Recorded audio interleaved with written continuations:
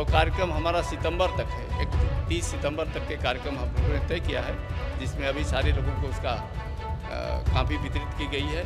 उसमें सदस्यता अभियान है, नुक्कड़ सभाएं हैं, पदयात्राएं हैं, साइकिल यात्राएं हैं, जगह जगह सम्मेलन है, संगठनात्मक प्रशिक्षण शिविर है।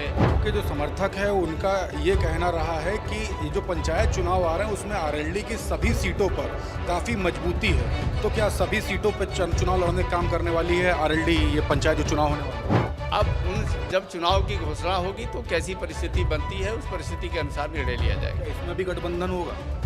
27 को लेकर भी तैयारी, क्योंकि यही से रूपरेखा तय होगी। 27 में कितनी सीटों को लेकर अभी अगर आसपास की अगर बात की जाए तो कितने सीटों पर तैयारी आप लोग की चल रही है? भारत ने जवाब दिया है, आतंकवादी कैंपों पर निशाना बना करके उनको मीडिया मेट किया है। 4 PM न्यूज़ नेटवर्क में आप सभी का स्वागत है। मैं हूँ क्षितिज कांत। एनडीए गठबंधन में एक अहम भूमिका निभा रही आरएलडी की आज एक बड़ी प्रेस कॉन्फ्रेंस थी। हमारे साथ रामाशीष राय जी है। रामाशीष जी, आज प्रेस कॉन्फ्रेंस के मुख्य मुद्दे आपने रखे क्या? देखिए, हम लोगों की प्रदेश कार्य समिति की बैठक मथुरा में 27 मई को आयोजित हुई थी।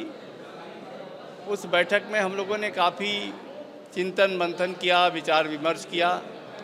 उसमें हम लोगों ने सरकार के समर्थन में प्रस्ताव भी पास किया। सिंदूर पराक्रम की सफलता के लिए प्रधानमंत्री को बधाई भी दिया। महिलाओं का 33% रिजर्वेशन और जातीय जनगणना के सवाल पर भी हमारे कार्य समिति में प्रस्ताव पास कर सरकार को समर्थन और सरकार को बधाई दी गई। सबसे महत्वपूर्ण विषय ये रहा कि कार्य समिति में हम लोगों ने तय किया कि हम अपने दल को एक मजबूत आधार प्रदान करने के लिए आगामी चुनाव में हमें सबको जुटना है, लगना है। और जो हमारे दल की आज प्रादेशिक मान्यता नहीं है, वो हम सब लोगों के लिए एक चुनौती है और इस कमी को पूरा करने का हमें संकल्प लेकर के यहाँ से जाना है। मथुरा कृष्ण की भूमि है, कर्म का संदेश वहीं से मिलता है।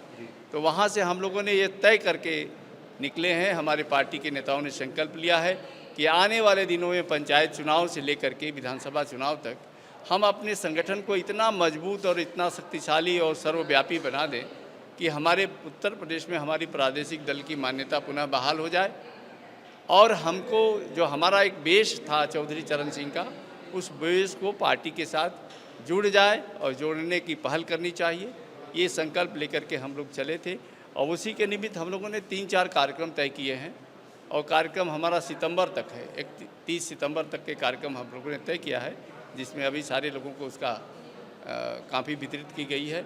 उसमें सदस्यता अभियान है, नुक्कड़ सभाएं हैं, पदयात्राएं हैं, साइकिल यात्राएं हैं, जगह जगह सम्मेलन है, संगठनात्मक प्रशिक्षण शिविर है। ये सब बड़े पैमाने पर पूरे प्रदेश में आयोजित करने का फैसला किया।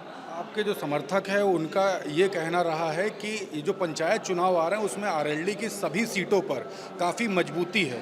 तो क्या सभी सीटों पर चुनाव लड़ने का काम करने वाली है आरएलडी, ये पंचायत जो चुनाव होने वाला है? देखिए, तैयारी तो हमारी सभी सीटों पर चल रही है। कार्यकर्ता हमारे उत्साहित होकर के हर सीट पर मेहनत कर रहे हैं, काम कर रहे हैं।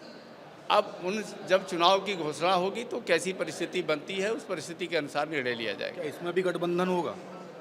अगर दोनों दलों की राय हो गई कि मिल करके चुनाव लड़ा जाएगा तो उस पर विचार होगा। अच्छा, 27 को लेकर भी तैयारी, क्योंकि यही से रूपरेखा तय होगी। 27 में कितनी सीटों को लेकर अभी अगर आसपास की अगर बात की जाए तो कितने सीटों पर तैयारी आप लोग की चल रही है? देखिए, तैयारी तो हमारी हर सीट पर चल रही है, क्योंकि हमारी तैयारी से एनडीए मजबूत होगा, हर सीट पर एनडीए को लाभ होगा। तो हर सीट पर तैयारी करने का मतलब ये नहीं है कि राष्ट्रीय लोकदल हर सीट पर चुनाव लड़ेगा। हर सीट, अंदाजा कितनी सीट? हर सीट पर हम एनडीए को ताकत प्रदान करेंगे, ये मेरा मानना है। अब जितनी सीटें हम पिछली बार लड़े थे उसी के आसपास लड़ेंगे। अंदाजा कुछ फिगर बताएंगे, क्योंकि तमाम आपके समर्थक वो भी जानना चाहते हैं। नहीं, अभी हम इस पर समीक्षा करेंगे कि कितनी सीटों पर हमारी तैयारी पक्की है।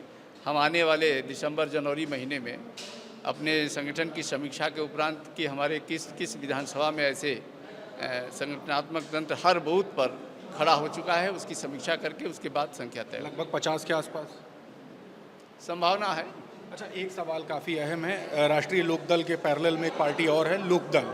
आप जहाँ पे जोड़ने की बात कर रहे हैं, वहाँ पर एक हमारा इंटरव्यू होता है, उसमें चौधरी सुनील सिंह जो राष्ट्रीय अध्यक्ष है, उनका कहना होता है कि हम सामूहिक इस्तीफ़ा 2 तारीख जो 2 अक्टूबर आने वाला है, तब तक सामूहिक इस्तीफ़ा कई पंचायतों में अध्यक्षों से और प्रधानों से दिलवाएंगे। तो एक तरफ आप जुड़वाने की बात कर रहे हैं, दूसरी तरफ इस तरीके की बातें चल रही हैं, क्या सोचते हैं इस पर? उनका राजनीतिक दल है, उनका अपना मानना है, उस पर टिक्का टिप्पणी करना मेरे लिए उचित नहीं है। ऑपरेशन सिंदूर की बात की, सिंदूर बांटा जाएगा हर घर, इसको लेकर काफ़ी ग्राउंड स्तर पर विवाद है। आप लोग प्रशंसा कर रहे हैं, दूसरी तरफ महिलाएं कहती हैं कि पति ने एक बार सिंदूर अगर मांग में भर दिया है तो दूसरे किसी व्यक्ति से सिंदूर हम क्यों लें?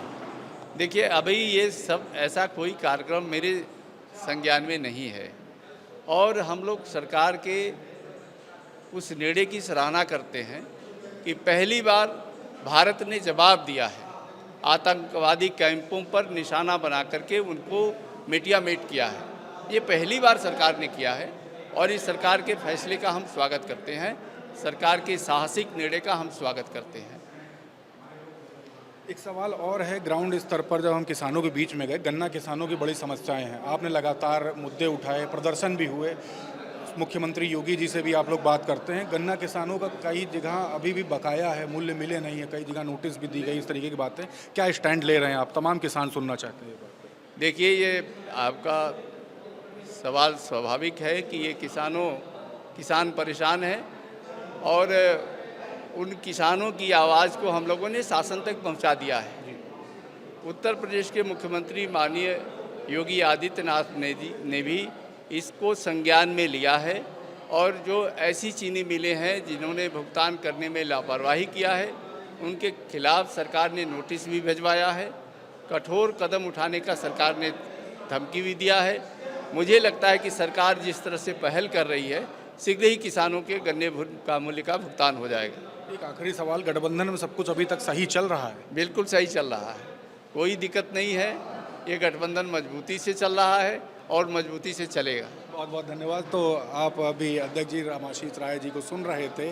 तमाम मुद्दों पे हमारी बात हुई। मुख्य मुद्दा था किसानों को लेकर के, किसानों का जो मूल्य है, गन्ना मूल्य, वो काफ़ी लंबे समय से नहीं मिल रहा, उसको लेकर के भी सख्त कदम उठाया जाएगा, इस तरीके की बात कही है। और चुनाव को लेकर ये भी कहा है, जो पंचायत चुनाव होंगे जिससे रूपरेखा तय होगी 2027 के विधानसभा चुनाव की, ये पंचायत चुनाव काफ़ी मजबूती से लड़ा जाएगा और 27 के विधानसभा चुनाव में गठबंधन रहेगा और काफ़ी मजबूत है इस समय एनडीए और सब कुछ सही चल रहा है एनडीए गठबंधन में, ये बात कही।